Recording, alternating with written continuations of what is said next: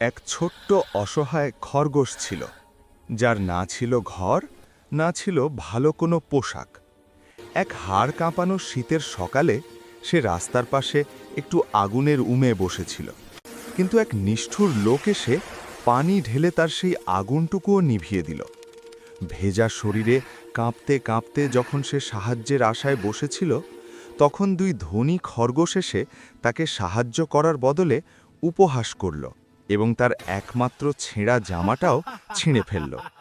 অসহায় ছোট্ট খরগোশটি কান্নায় ভেঙে পড়ল, কিন্তু সে হার মানল না। সে চোখের জল মুছে এক দয়ালু কৃষকের কাছে কাজ চাইল। দিন রাত হাড় ভাঙা খাটুনি করে সে চীনা বাদাম চাষ করল।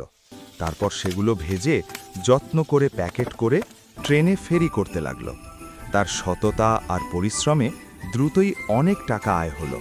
এবার সে নিজের জন্য ভালো কাপড় কিনল, কিন্তু সে তার নিজের অতীতের কথা ভুলে যায়নি।